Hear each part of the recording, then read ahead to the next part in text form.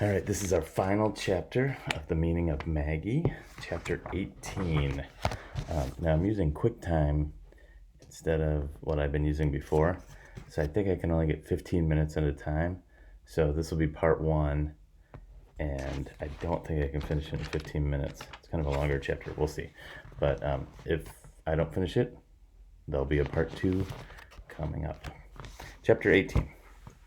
I felt the splotches on my neck multiply by a million. We screeched into the only open space at the back of the hospital and ran across the parking lot, and I sang the Nifty 50 United States song in my head so my legs wouldn't stop running. Layla tugged my arm through the sliding doors, down the hall after hall, past gown after gown, toward an elevator that binged and opened beneath his sign, a big sign that read, Intensive Care Unit. We found Mom and Tiffany sitting on a waiting room bench.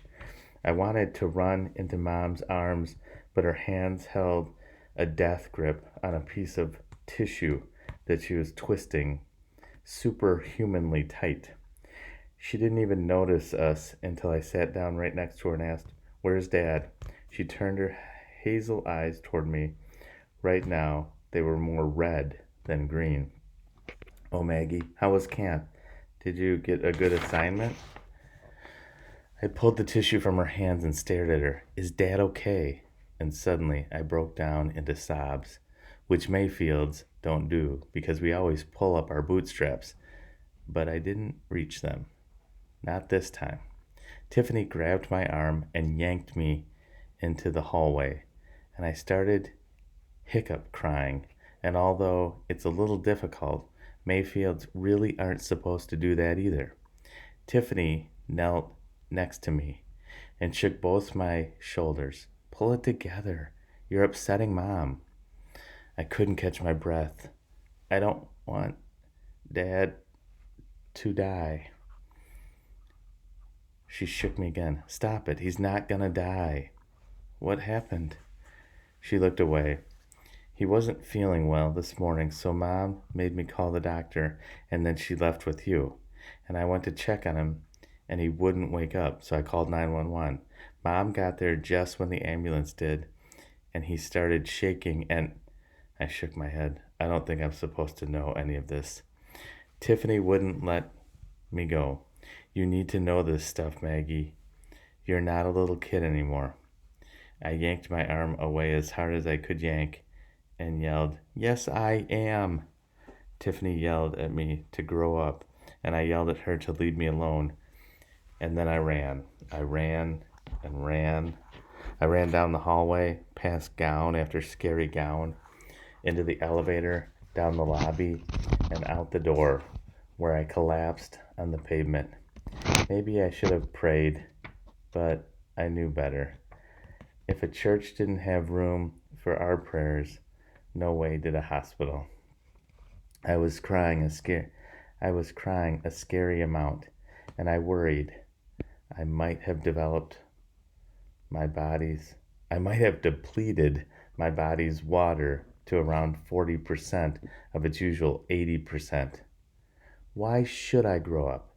Every time I tried to grow up, I found out they were hiding stuff from me, important stuff. And every time I asked for the truth, Dad told me, wait 10 years, and Mom told me I wouldn't understand. But I wanted to understand. I knew I couldn't fix Dad. No one could. But I wanted to know why all of this was happening to my family, to my dad. I wanted to know why he said bad things didn't happen to good-looking people. But then they kept happening to us. I wanted to know why every time they convinced me something wasn't a big deal, it turned into an even bigger deal. I wanted to know if things would have been different if I had been there. If we had just turned around to get my scarf. If I could have just seen Dad. I could have saved him. I could have held his hand so he wasn't holding his own. I could have gotten him a popsicle. I could have stopped him from shaking. I started hyperventilating. I tried to stand up, but I fell back to my knees. And then someone picked me up. Mom carried me like she used to when I fell asleep in the car. I put my arms around her neck like I was 5 years old again. She sat with me. She sat me down on a bench, and then she knelt in front of me and pushed my tear-soaked hair out of my hot face. I tried to talk, but she just whispered, "Shh, shh." Finally, I calmed down enough to ask, "Is Dad okay?" "Still haven't heard anything." "Would you tell me if you had?" "I'm going to tell you a story. Did I ever tell you about my mom?" She hadn't. I knew she died when Mom was really little, so I never asked about her. I don't know why. I guess to me, she hadn't really existed. I shook my head. No, and she went on. My mom was tall like Tiffany, and kind of like Layla, and smart just like you. And she made dinner every night, and she sat on the porch while I caught fireflies. And she read me a bedtime story.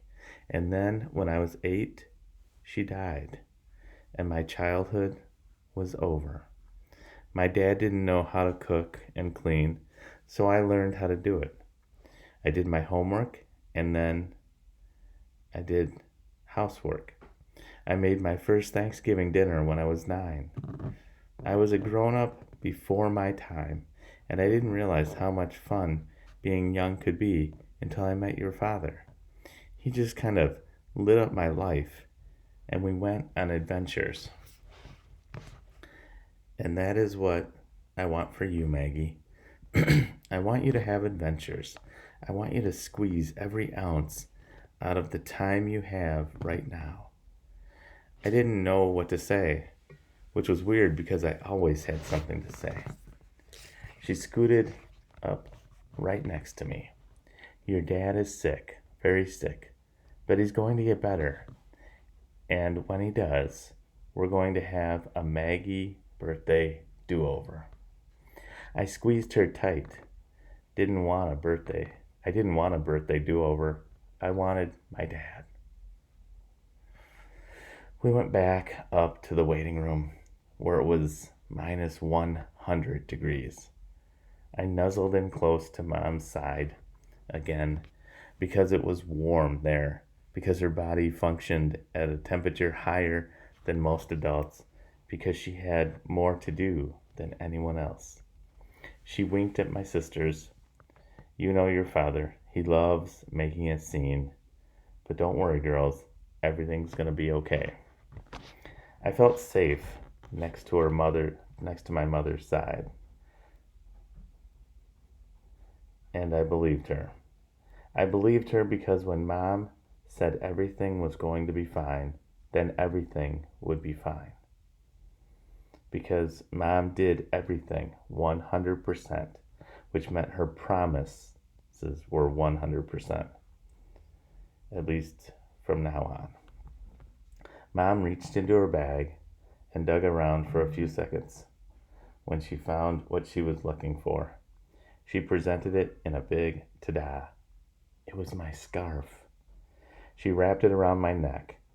It was in the car. You must have left it there when we went to see fireworks. She was right. She was always right. She'd kept the scarf promise, 100%, which made me believe even more that Dad would be okay. The next couple of hours were the longest hours in the history of hours. Mom was the only one allowed to see Dad, and she would disappear for a few minutes and then come back and then disappear into the bathroom for a few minutes and then come back with a new tissue to twist even tighter. And each time she'd say, "Nothing new yet." I couldn't get comfortable in the waiting room because the chairs were made of rocks, covered in ugly mauve fabric. I tried to read a magazine, but they were all at least 3 months old. And I tried to watch TV, but it was all reruns.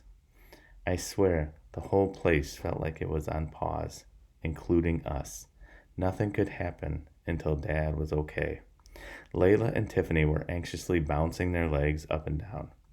If Dad had been there, he would have said, "Turn your motors off." But Dad wasn't there. He was in a hospital room, all alone, wearing a gown we all knew he'd hate because cool dudes don't wear dresses. I listened to the clock tick, then talk, and we just kind of sat there in silence, waiting for someone to tell us something. Other families filed in and out in varying degrees of upset, but none of them stayed as long as we did because no one loved anyone as much as we loved Dad. Tiffany got up to pace in the hall, and Mom disappeared into the bathroom again, and Layla and I just sat there in the most silent of silence. I hadn't been alone with her since the car, and before that, I hadn't been alone with her since my Student of the Month breakfast. She looked really worried, like more worried than the rest of us. I felt we could both use a laugh, so I finally broke the silence. "Man, I could really use a cigarette." She laughed and sniffed. "What?" "I don't know. That's what they say in the movies when something really intense is happening." Layla shook her head. "In what movie does that happen, Maggie?" "I can't think of one exactly, but I swear I've heard it before. Maybe I read it in a book. It sounds like something they would say in The Great Gatsby." I gave myself a 1920s gangster accent and said, "Yeah, you see, doll, I could really use a cigarette." Layla laughed again and then tried not to. "We shouldn't be laughing. "Why not?" "Because this is scary." "Why are you so scared?" "You know, Mom, more than the rest of us." She came over and sat next to me, and I immediately felt weird. Layla never voluntarily sat next to me. Even at the dinner table, my chair was way on the other end. Plus, I was scared she'd smell her perfume, which I'd sprayed all over my body before I left the house. "I know you're upset with Mom and Dad for not telling you everything that's going on." Her eyes welled with tears. "But I swear, as much as you wish you knew more, I double that wish. I double wish that I knew less." You know how in Sleeping Beauty the prince kisses the princess and she wakes up?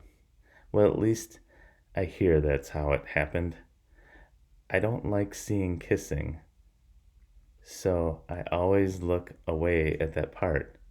But that's kind of how I felt when Layla said what she said. A kiss didn't shake me out of sleep. Her words did. And I hadn't even realized I'd been asleep, metaphorically asleep, figuratively in the dark about one huge thing.